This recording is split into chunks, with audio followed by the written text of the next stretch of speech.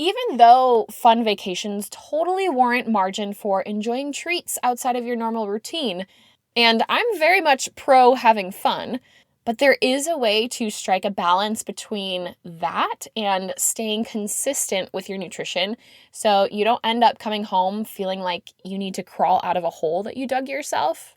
Plus, not every trip is a fun vacation. Sometimes it's business, and feeling your best, having energy, and staying mentally sharp is extremely important.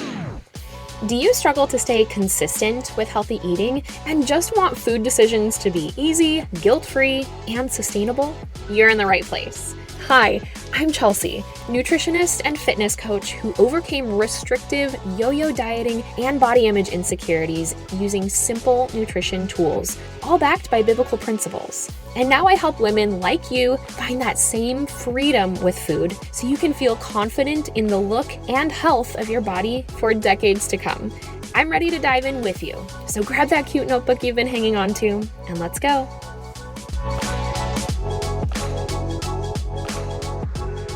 Today is the day. In case you haven't yet heard, I'm hosting a live virtual workshop today at 11 a.m. Pacific time.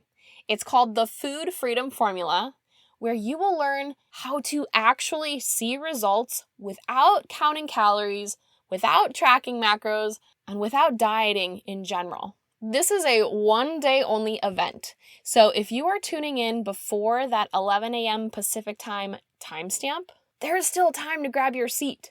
Just head to coachrain.com/foodfreedom and I will meet you there. That's coachreign.com/foodfreedom. And now, welcome to the show.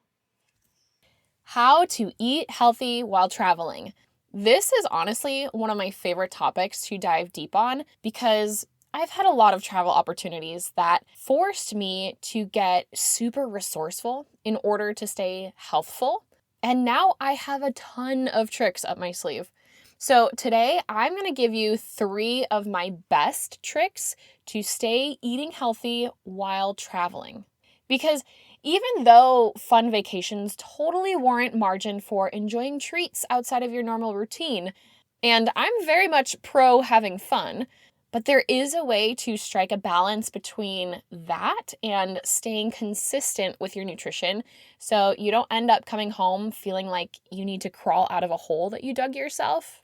Plus, not every trip is a fun vacation. Sometimes it's business, and feeling your best, having energy, and staying mentally sharp is extremely important.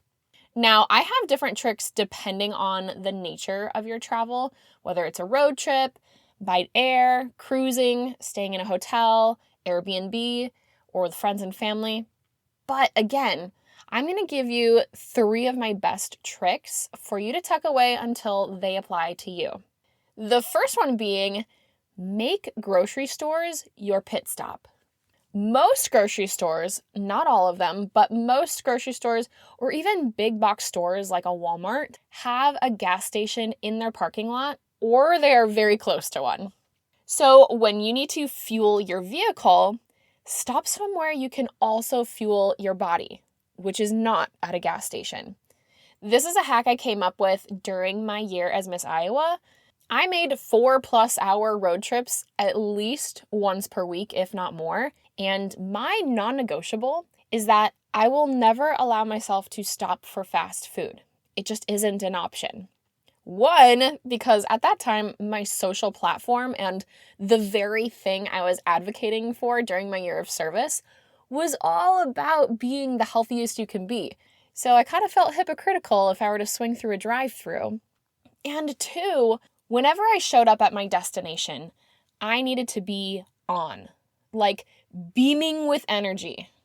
Being a pageant title holder is a 24/7 job, and my car had Miss Iowa plastered on all sides of the car. So there was an expectation as soon as I stepped out of the vehicle. If I was weighed down by a Happy Meal with fries, there was no way I could make it through a 4-hour event of being at a 10 out of 10 on the enthusiasm scale.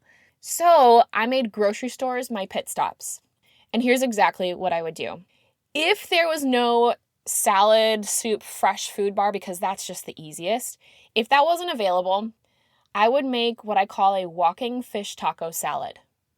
Basically, grab one of those salad in a bag kits, toss the condiments, which are coated with seed oils and mystery ingredients that you just don't need, kind of defeats the purpose. I would add a can of salmon or tuna, plus a fruit of some kind, like grapes. And if I'm feeling like I need a dressing, I would either just buy a small bottle of olive oil, which you can keep in the car and take home and it won't spoil. Or actually one time I stepped into the Subway that was attached to the Walmart and picked up a lemon packet and an olive oil packet from their condiment station. Then you just shake up the bag with all the ingredients to mix it up, and bam, you've got yourself a real food diamond meal, which is the formula that I teach my nutrition clients for creating healthful meals. Honestly, it takes about the same amount of time as going through a drive-through line. And especially if you have kiddos, it is so important, I repeat, it is so important to get some fresh air and outside time in the midst of a long car ride.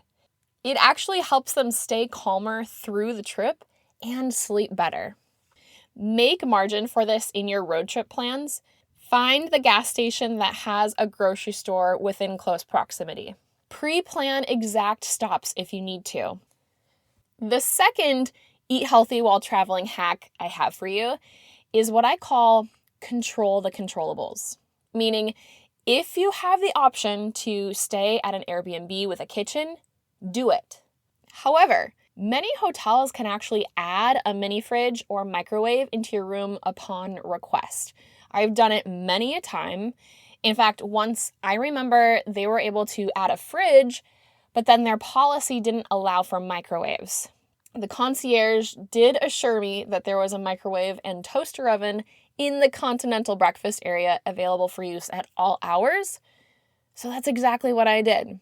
As soon as you arrive to your destination, again, swing by a grocery store, or you can have them delivered via Instacart, DoorDash, other delivery services, and stock up on protein and veggies to supplement what may otherwise be limited throughout your stay.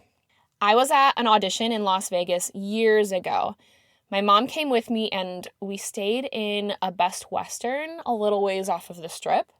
And one of the first things we did upon getting our rental car was head to a local grocer and get some baby carrots, grapes, cold rotisserie chicken, jerky sticks, and cashews. And let me tell you, this saved us on many occasions, especially because the continental breakfast was just cereals, bagels, and waffles. Not ideal. And then the audition was a multi-day endeavor with odd hours, so we were able to get ice from the ice machine at the hotel and pack a lunch for ourselves with this grocery haul. Not to mention, it saved us a ton of money from eating out every meal, and I felt so much better physically during my auditions because I was eating food that my body recognized. All in all, I took control of what I could and was so grateful, all because I got a little creative and controlled what I could so I could stay healthful during the trip. And the third hack I use to eat healthy while traveling works well when you have less control over your circumstances. I'm thinking like catered events and work conferences. Fortunately and unfortunately, we live in an era where food allergies and food intolerances are pretty commonplace.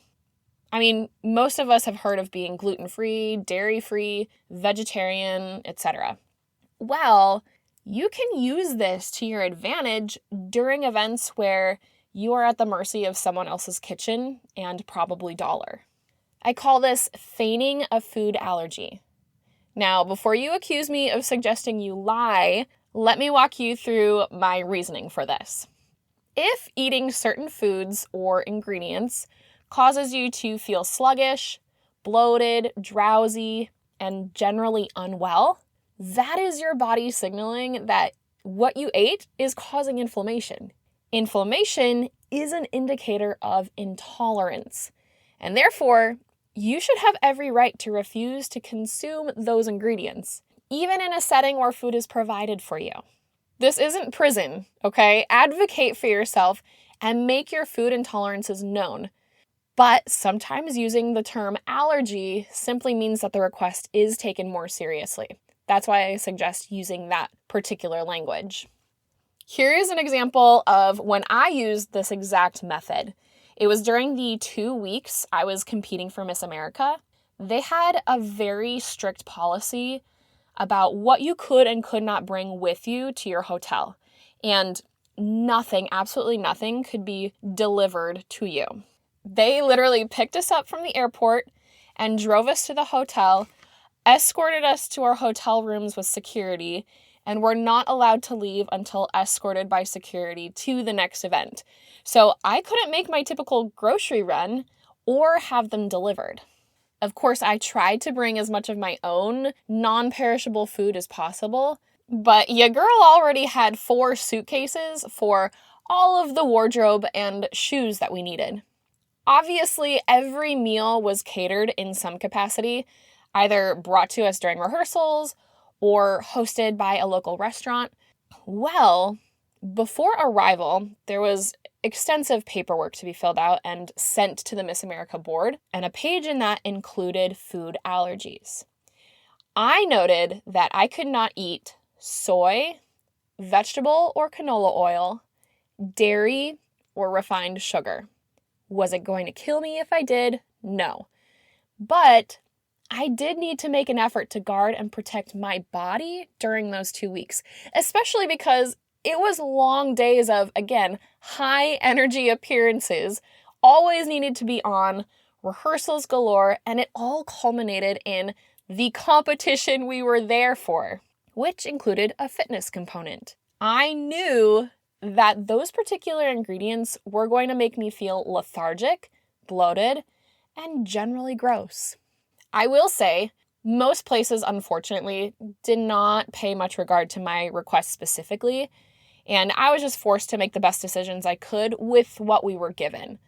But there was one event in particular I will never forget.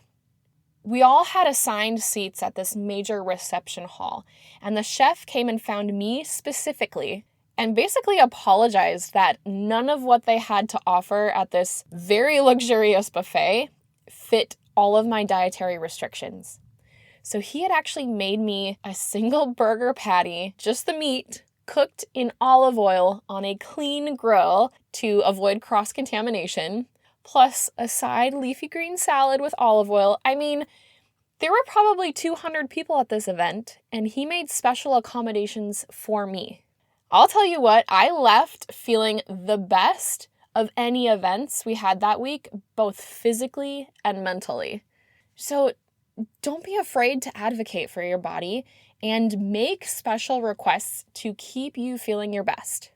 If you know that you get bubble guts after having dairy, request something dairy-free. People love helping people, so give the chef something fun to do. And if you feel bad about making special requests, I'm looking at you, my Midwest Nice friends. Remember that 1 Corinthians chapter 6, 19 through 20 says, "Don't you realize that your body is the temple of the Holy Spirit, who lives in you and was given to you by God? You do not belong to yourself, for God bought you with a high price.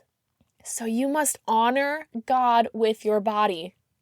Listen, my friend, that might mean going against the grain and doing the unpopular thing.